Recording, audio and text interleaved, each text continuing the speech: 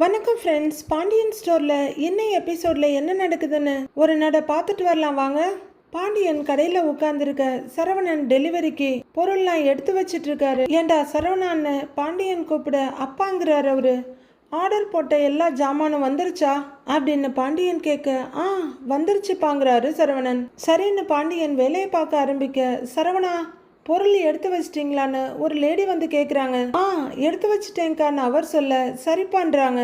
அவர் ஒரு கட்டப்பையை கொண்டு வந்து அந்த லேடி கையில் கொடுக்க, கோவிலுக்கு போயிட்டு வர்ற வழியில் உன் ஒய்ஃபை பார்த்தேன், வேலைக்கு போயிட்டு வந்தாப்பா அப்படின்னு அந்த லேடி சொல்லிட்டு இருக்க, சரவணன் மெல்ல அவங்க அப்பாவை பார்க்குறாரு. பாண்டியனும் வேலையை நிறுத்திட்டு அங்கே தான் பார்க்குறாரு. சரவணன் சலிப்போட நெத்தியை தேய்ச்சிக்கிட்டு, அக்கா 1500 ரூபாய் ஆச்சுக்கா, காசு கொடுக்குறீங்களா இல்ல அக்கௌண்ட்ல எழுதவான்னு சரவணன் கேக்குறாரு. காசே கொடுத்துட்றேன்பான்னு அவங்க காசை எடுக்கிறாங்க. அவரும் 500 ரூபாய் நோட்டை எண்ணி பார்த்துட்டு சரியா இருக்குன்னு சொல்றாரு. அவரு கிளம்புன்னு சொல்லாம சொன்னதை புரிஞ்சுக்கிட்டு அந்த லேடி கிளம்பிடுறாங்க. அவங்க கிட்ட இருந்து தப்பிச்சிட்டோம், அடுத்த அப்பா எதுவும் கேட்டுற போறாருன்னு பயப்படுற சரவணன், அப்பா ஒரு 3 டெலிவரி இருக்கு, போய் கொடுத்துட்டு வந்துடட்டுமான்னு கேட்க, எங்க போய் கொடுக்கணும்னு கேட்கிறாரு அவரு. ஏண்டா நாளைக்கு காலையில போய் கொடுத்தா பத்தாதா அப்படின்னு பாண்டியன் கேட்க, இல்லப்பா பரவாயில்லப்பா, நான் இப்பவே போய் கொடுத்துட்றேங்கிறாரு சரவணன். காலையிலேருந்து நிற்காம வேலை செஞ்சுக்கிட்டே இருக்கிறேன், அவசரம் என்ன, நாளை காலையில் போய் டெலிவரி கொடுத்துக்கலான்னு சொல்கிறேன்ல அப்படின்னு பாண்டியன் சொல்ல, நாளைக்கு நான் கோர்ட்டுக்கு போகணும்லப்பாங்கிறாரு சரவணன். பாண்டியனுக்கு தூக்கி வாரி போடுது. அப்படியே அதிர்ச்சியோட பார்க்குறாரு. அவர் அப்படியே அசையாமல் உட்காந்துருக்க சரவணன் நகர்ந்து வேலையை பார்க்க போகிறாரு.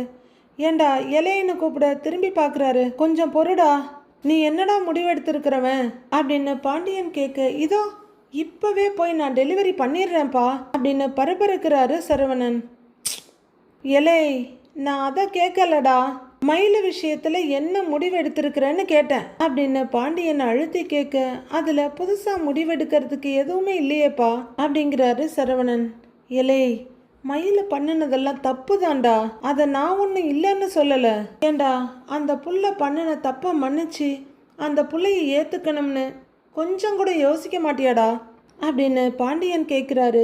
அப்பா தப்பு பண்ணா மன்னிக்கலாம், ஆனா அவ பண்ணினது எல்லாமே துரோகமாச்சே, துரோகத்துக்கெல்லாம் மன்னிப்பே கிடையாதுப்பான்னு சரவணன் சொல்ல, பாண்டியன் கண்ணை இமைக்காம மகனை பார்த்துட்டு இருக்காரு. இங்க பாருடா சரவணா, நான் சொன்ன வார்த்தைய கொஞ்சம் புரிஞ்சிக்கடா, உனக்கும் மயிலுக்கும் குழந்தை பிறக்க போகுதுடா அப்படின்னு பாண்டியன் சொல்ல, எனக்கு அது நல்லாவே ஞாபகம் இருக்குப்பா, குழந்தை விஷயத்துல என்ன பண்ணணும் ஏது பண்ணணும்னு எனக்கு தெரியும்பா, குழந்தைய நல்லபடியா நான் பாத்துக்குவேன் அப்படிங்கிறாரு சரவணன். இங்க பாருடா சரவணா, தாய் ஒரு பக்கம் தகப்பன் ஒரு பக்கம் இருக்கிறதெல்லாம் குழந்தைக்கு நல்லதில்லடா அப்படின்னு பாண்டியன் சொல்ல, அப்பா வேற வழி இல்லைண்ணா, அதை தானேப்பா பண்ணி ஆகணும் அப்படின்னு சரவணன் அவரோட நிலையில உறுதியா இருக்கிறாரு. டேய் என்னடா நீ இலை திரும்ப திரும்ப கேட்குறேன்னு நினைக்காதடா. ஏண்டா நீயா உன் விஷயத்தை பற்றி நினைக்கிறப்ப உன் மனசில் எந்த மாற்றமும் வரலையாடான்னு பாண்டியன் கேட்குறாரு. இல்லைப்பா, எந்த மாற்றமே வரலன்னு ரோபோட் மாதிரி சொல்றாரு சரவணன். பாண்டியன் அப்படியே அதிர்ச்சியும் ஆச்சரியமா பாக்குறாரு. நான் மயில டைவர்ஸ் பண்ற முடிவுல ரொம்ப உறுதியா இருக்கேன். ஒருவேளை நாளைக்கு எனக்கு டைவர்ஸ் கிடைக்கல, 1 வருஷம் 2 வருஷம்னு தீர்ப்பு தள்ளி போகுதுன்னு வச்சுக்கோங்களேன், அப்ப கூட நான் எடுத்த முடிவுல உறுதியா இருப்பேன்ப்பா, அதுல எந்த ஒரு மாற்றமும் வரப்போறது இல்லைன்னு சரவணன் சொல்லிட, பாண்டியன் உண்மையான அதிர்ச்சியோட பாக்குறாரு. அப்பா என் விஷயத்தை பற்றி நீங்கள் ரொம்ப யோசிக்காதீங்க, மயிலோட வாழ்கிறத விட நான் தனியாக நிம்மதியாக சந்தோஷமாக இருப்பேன்ப்பா, உங்கள் பையன் நிம்மதியாக இருக்கணும்னு நினச்சிங்கன்னா எந்த கேள்வியும் கேட்காம என் கூட நில்லுங்கப்பா, எனக்கு அது போதுங்கிறாரு சரவணன். பாண்டியன் என்ன சொல்கிறதுன்னு அப்படியே திகைப்போட பார்த்துட்டு இருக்க, அவ்வளவுதான், நான் சொல்ல வேண்டியதை சொல்லிட்டேன், இதுக்கு மேலே பேசுறதுக்கு எதுவும் இல்லைன்னு சரவணன் போய் பெட்டியை தூக்குறாரு. வீட்டில் கோமதி சாமந்தி பூ கட்டிட்டு உட்கார்ந்துருக்காங்க.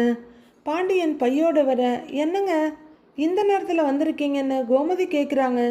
ஒரு ஆளுக்கு கொடுக்கறதுக்கு பணத்தை தனியாக எடுத்து வச்சிருந்தேன், கடைக்கு போகிற அவசரத்தில் மறந்துட்டு போயிட்டேன், அதான் எடுத்துட்டு போகலான்னு வந்தேங்கிறாரு பாண்டியன். அதுக்கு எதுக்கு நீங்கள் வர்றீங்க, சரவணனை அனுப்பிவிட வேண்டியது தானே அப்படின்னு கோமதி கேட்க, ஏய் அவன் கடையிலேயே ஏற்கனவே அம்புட்டு வேலையை பார்த்துக்கிட்டு இருக்கிறான், இதில் இந்த வேலையை வேற சொல்லி அவனை அனுப்பணுமா அப்படின்னு பாண்டியன் நடக்க ஆரம்பிக்க, சரி காஃபி போட்டு தருவான்னு கேட்குறாங்க. அதெல்லாம் ஒன்றும் வேணாம், அப்படின்னு பாண்டியன் நடக்க ஆரம்பிக்கிறாரு. நாளிட்டு வந்தவரு ஒரு ரூமை கிராஸ் பண்றாரு. டக்குன்னு ரூம் முன்னாடி வந்து நின்று காலை கதவு கிட்ட வச்சு பாக்குறாரு. என்ன தர சில்லுண்டு இருக்குது அப்படின்னு காலை வச்சு வச்சு எடுத்துட்டு இருக்காரு. கோமதி அவர் நிக்கிறத பார்த்துட்டு என்னங்கன்னு கேக்குறாங்க. உள்ளர ஏசிய போட்டு படுத்திருக்கானாக்கும் அப்படின்னு பாண்டியன் கேட்க தெரியலையேங்க அப்படின்னு லைட்டா பம்முறாங்க கோமதி. உள்ளர யார் யார் இருக்கிறா அப்படின்னு பாண்டியன் கேட்க வேற யாரு, செந்தில் தான் தலைவலின்னு படுத்திருக்கிறான் அப்படின்றாங்க கோமதி. உள்ளர மீனா இருக்கா அப்படியா அப்படின்னு பாண்டியன் கேட்க இல்லைங்க அப்படின்னு கோமதி பூ கட்டுற வேலையை தொடர்றாங்க. பாண்டியன் கதவை தட்டலான்னு கைய வைக்கிறாரு. வேண்டாம் திறக்குதான்னு பார்க்கலான்னு அசைச்சு பார்த்துட்டு இருக்க உள்ளர செந்தில் பெட்டில் போத்திக்கிட்டு கையை ரெண்டையும் விரிச்சிட்டு பப்பரப்பான்னு தூங்கிட்டு இருக்காரு செந்தில். பாண்டியன் உள்ளர வர்றாரு கதவை திறந்துகிட்டு. கதவை லாக் பண்ணாம இருந்ததுனால உள்ளர வர்றவரு முதல் வேலைய ஏசிய பாக்குறாரு. அதுல 27 நம்பர் ஓடிக்கிட்டு இருக்கு.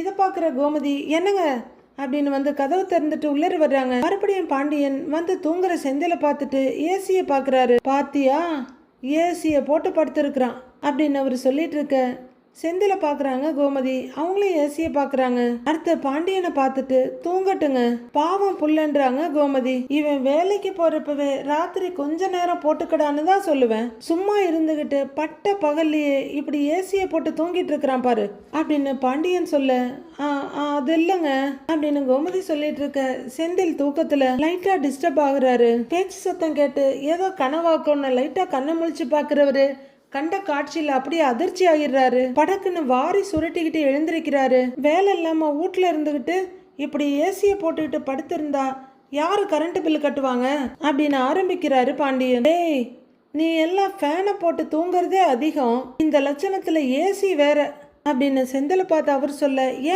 ஏங்கன்றாங்க கோமதி. செந்தில் தூக்கம் தெளிஞ்சும் தெளியாம எதுவும் பேச முடியாம பார்த்துட்டு இருக்காரு. ஏங்க என்னங்க நீங்க அப்படின்னு கோமதி சொல்லிட்டு இருக்க பக்கத்துல திரும்பி பார்க்குறாரு. அங்க ஒரு டேபிள்ல ஏசி ரிமோட் இருக்க. அதை கையில எடுத்துக்கிட்டு எந்த பட்டன்னு தெரில அப்படின்னு பார்க்குறவரு இந்த ஆஃப் பண்ணுன்னு ஏசி ரிமோட்டை செந்தில் முன்னாடி தூக்கி போடுறாரு. செந்தில் எதுவும் பேசாம ரிமோட் எடுத்துக்கிட்டு பார்க்க ஆஃப் பண்றாங்கல்ல டேய் அப்படின்னு பாண்டியன் சொல்ல செந்தில் ஆஃப் பண்றாரு. ஏசியோட ஹரிசாண்டல் பிளேடு போய் அப்படியே மூடிக்குது.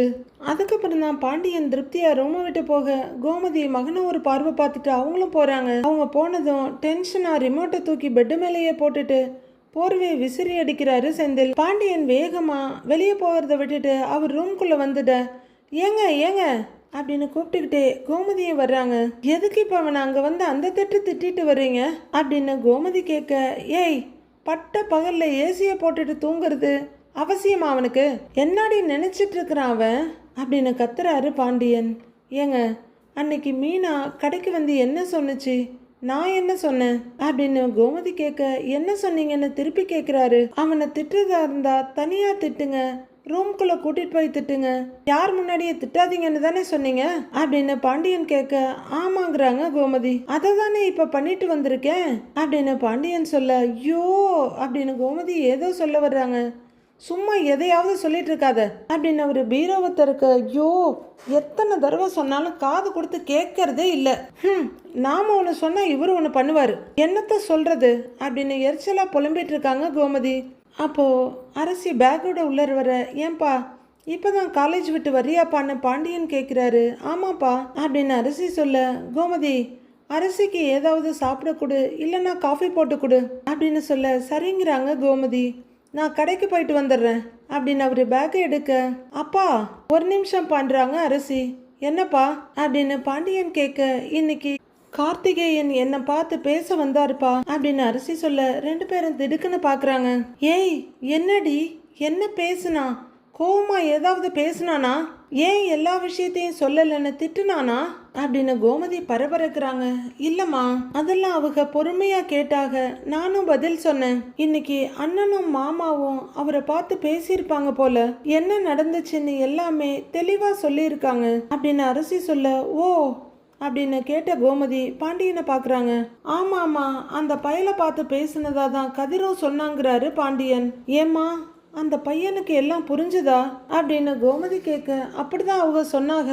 யாரோ ஒருத்தர் சொன்னதை வச்சு உடனே உங்க வீட்டில் வந்து சண்டை போட்டிருக்க கூடாது, நான் என் அப்பா அம்மா கிட்ட பேசுறேன்னு சொன்னாங்க அப்படின்னு அரசி சொல்ல அப்பா கடவுளே, அவனுக்காவது புரிஞ்சிருச்சு, ரொம்ப நல்ல விஷயம் அப்படின்றாங்க கோமதி. ஏன்பா அரசி, அந்த பையன் வேற ஏதாவது சொன்னாப்லையா அப்படின்னு பாண்டியன் கேட்க, இல்லப்பா சொல்லலன்றாங்க அரசி.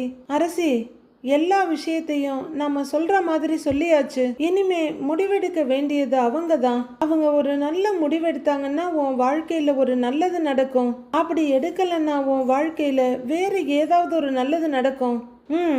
நீ எதையும் யோசிச்சு போட்டு உன் மனசை குழப்பிக்காதப்பா அப்படிங்கிறாரு பாண்டியன். நான் யோசிக்கலாம் இல்லப்பா, நடந்ததை உங்ககிட்ட சொல்றேன், அம்புட்டு தாங்கிறாங்க அரசி.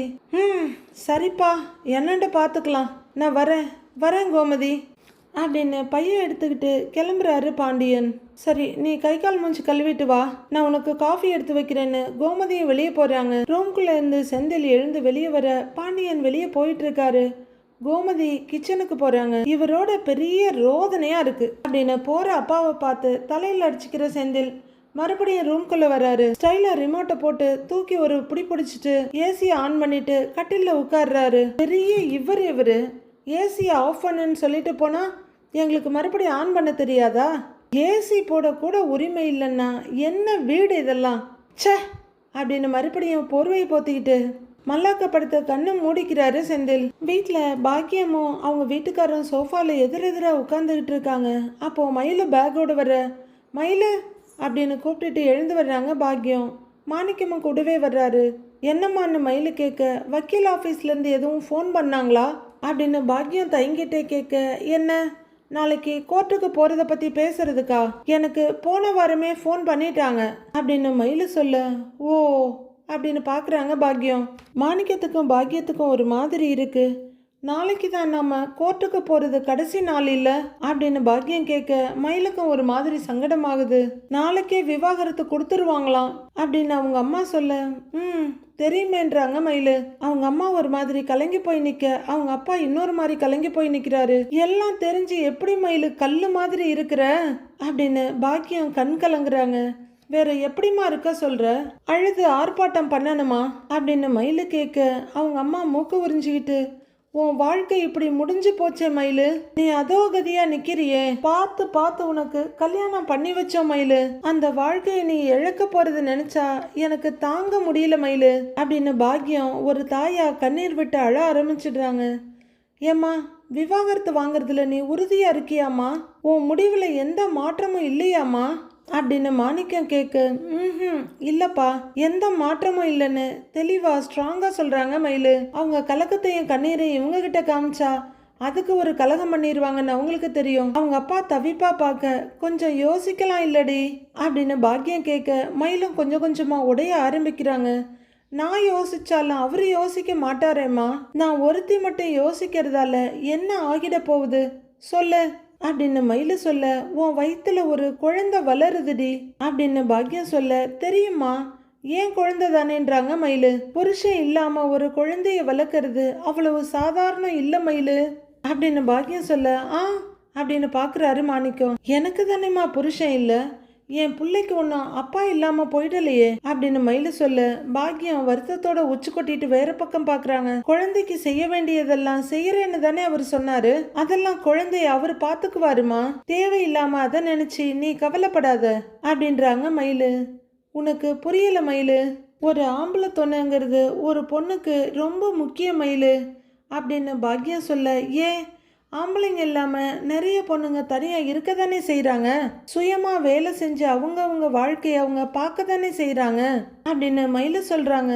மா, குழந்தையும் பார்த்துக்கிட்டு உன்னால் வேலைக்கும் போக முடியுமாம்மா, கஷ்டமாக இருக்காதாம்மா அப்படின்னு அப்போ கூட குழந்தை இருந்தாலும் மயில் தான் வேலைக்கு போகணுங்கிறதுல உறுதியாக இருக்க மாணிக்கம் சொல்கிறாரு. அதெல்லாம் பார்த்துக்கலாம்ப்பா அப்படின்னு மயிலு சொல்ல, உனக்கு விவாகரத்து வாங்குறதுல எந்த மாத்தமும் இல்லைல்ல அப்படின்னு பாக்கியம் கேட்க, இல்லைன்றாங்க மயிலு. நீ விவாகரத்து வாங்க போற சரி, அப்புறம் இந்த ஜீவனாம்சங்கிறாங்களே அதையாவது வாங்குவியா இல்ல அதையும் வேணான்னுடுவியா அப்படின்னு பாக்கியம் கேட்க, ஜீவனாம்சமா அது எதுக்குமான்றாங்க மயிலு. ஏண்டி உன் ஒருத்தி சம்பாத்தியத்தை வச்சு புள்ளைய வளர்க்கறதெல்லாம் ரொம்ப கஷ்டம். அதுவும் இப்ப எங்கேயோ வேலை பார்த்துக்கிட்டு இருக்கிறியே, அந்த வேலை எத்தனை நாளைக்கோ தெரியாது.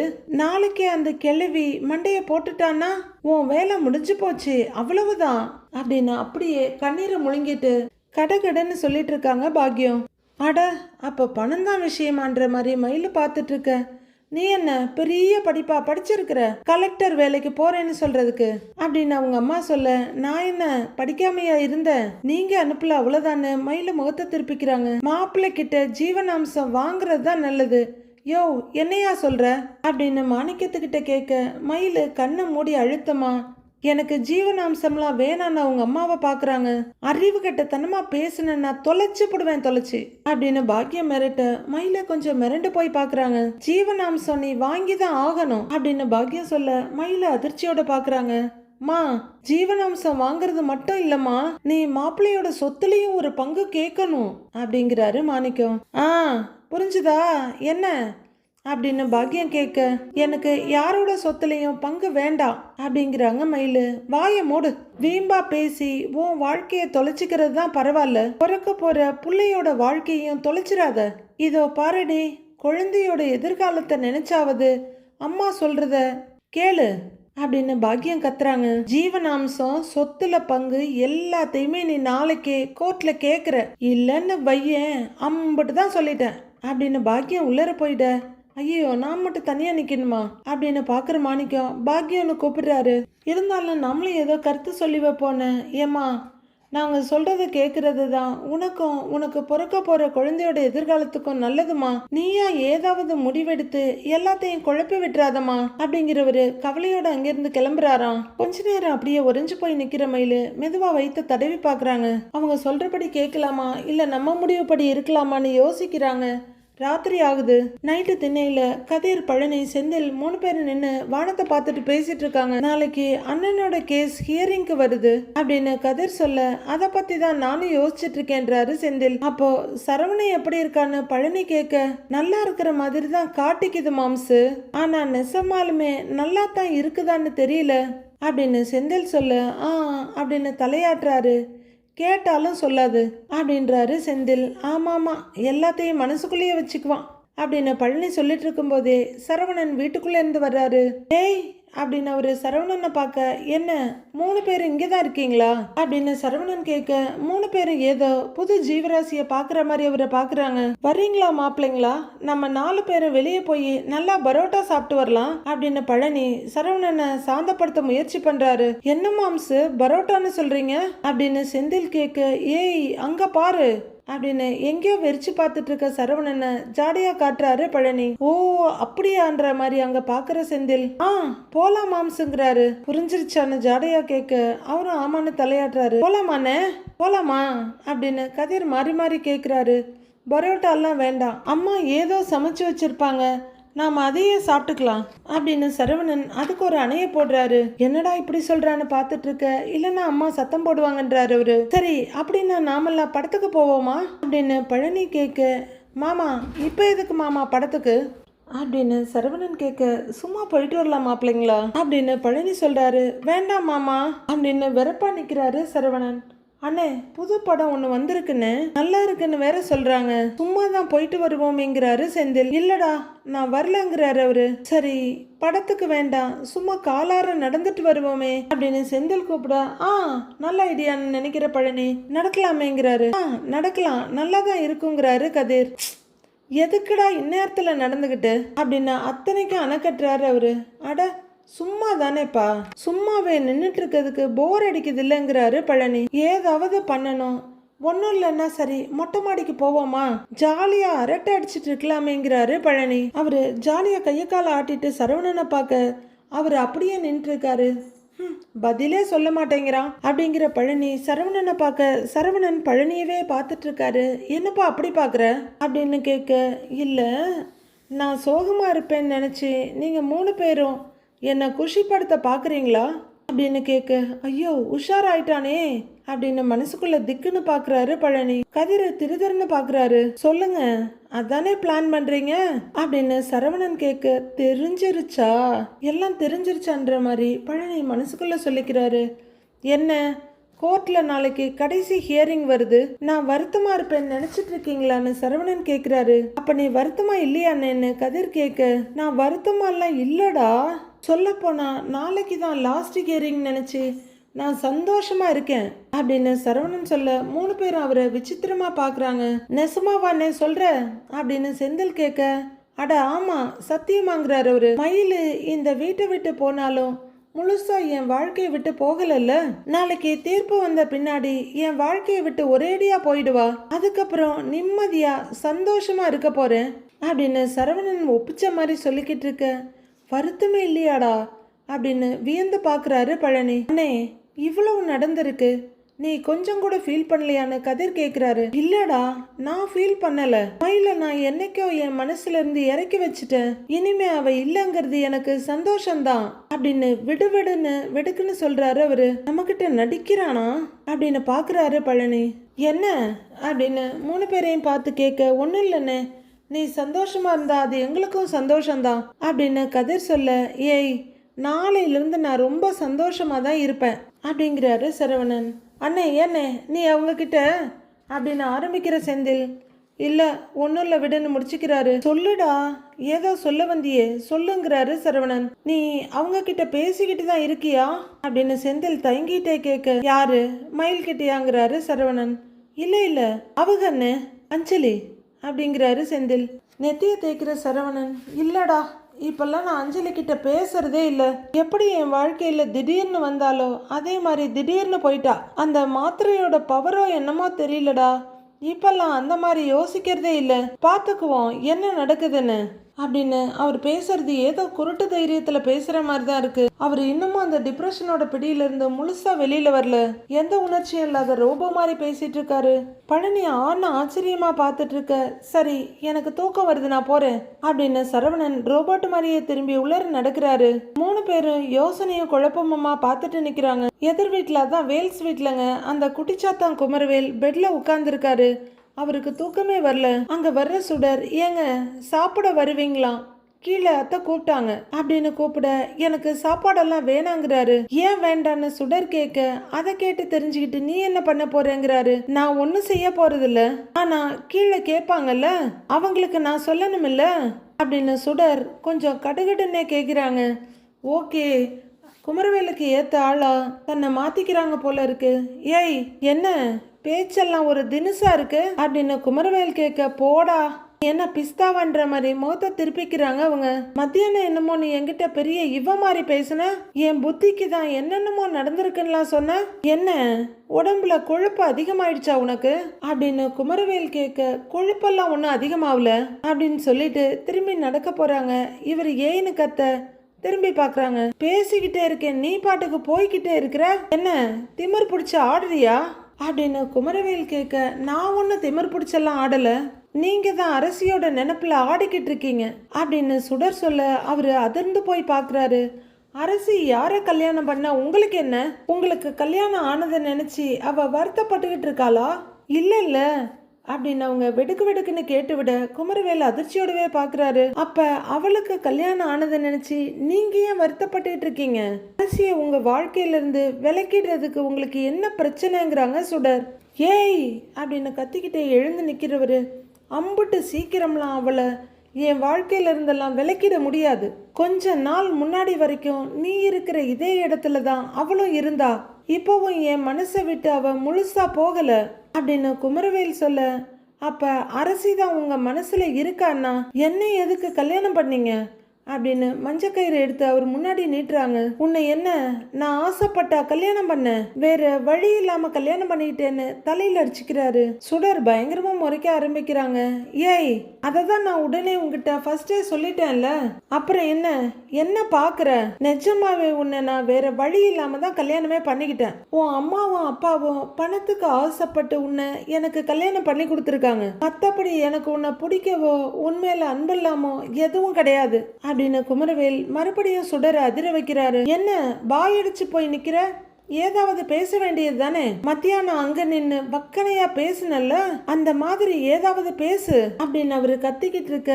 அதான் நீங்க வேற வழி இல்லாம என்ன கல்யாணம் பண்ணேன்னு ஒத்துக்கிட்டு இருக்கீங்களே, அப்புறம் நான் என்ன பேசுறதுக்கு இருக்கு? என்னை விட்டா உங்களை வேற யாருமே கல்யாணம் பண்ணி இருக்க மாட்டாங்க. அதனால வேற வழி இல்லாம நீங்க என்ன கல்யாணம் பண்ணனீங்க, அப்படிதானே அப்படின்னு குமரவேல் வார்த்தைய அவருக்கே திருப்பி அடிக்கிறாங்க சுடர். நான் மட்டும் உங்களை கல்யாணம் பண்ணிருக்காம இருந்தா நீங்க கடைசி வரையிலும் கல்யாணமே ஆகாம ஊர்க்காரங்க முன்னாடி அவமானப்பட்டு எல்லாத்துக்கும் ராஜி மேலேயும் அரசி மேலேயுமே பழிய தூக்கி போட்டுக்கிட்டு இப்படியே உட்கார்ந்து இருந்திருப்பீங்க அப்படின்னு செம்மையா வாங்குன்னு வாங்கிடுறாங்க சுடர். அட, இவ இவ்வளோ பேசுவாளா? நாம ஏதோ மண்புழுன்னு நினைச்சு குத்திக்கிட்டு இருந்தா இது கருநாகம் அல்ல சீருதுன்னு அசந்து போய் பாக்குறாரு. நான் தான் உங்களுக்கு வாழ்க்கை கொடுத்துருக்கேன், வாங்கிக்க இருந்த கெட்ட பேர்ல இருந்து நான் உங்களை காப்பாத்தி வச்சிருக்கேன், அதனால கொஞ்சம் பார்த்து பேசுங்க அப்படின்னு சுடர் சொல்ல, ஏய் என்னாடி, என்ன விட்டா ஓவரா பேசிட்டு இருக்கிற அப்படின்னு எதிர்றாரு குமரவேல். சும்மா என்கிட்ட வந்து கத்திக்கிட்டு இருக்காதீங்க அப்படின்னு சுடர். டேய், நான் பாக்கியத்தோட பொண்ணுடா, பொண்ணை மட்டும் இல்ல உங்க அப்பனையும் சேர்த்து ஓட ஓட விரட்டுவேன் அப்படின்ற மாதிரி விடன்னு அங்கிருந்து நடந்து போக அப்படியே விதிர்த்து போய் நிக்கிறாரு குமரவேல். இவரு ஏதோ பெரிய வில்லன்னு எல்லாரும் பார்த்துட்டு இருக்க. இது ஒரு டம்மி பீஸா இருக்கும் போல இருக்கே. நேத்து வந்த சுடர்லாம் இவரை காரி துப்பி கழுவி ஊத்திட்டு போறாங்க. அடுத்து என்ன நடக்க போகுதுன்னு வர எபிசோட்ல பார்க்கலாம் ஃப்ரெண்ட்ஸ்.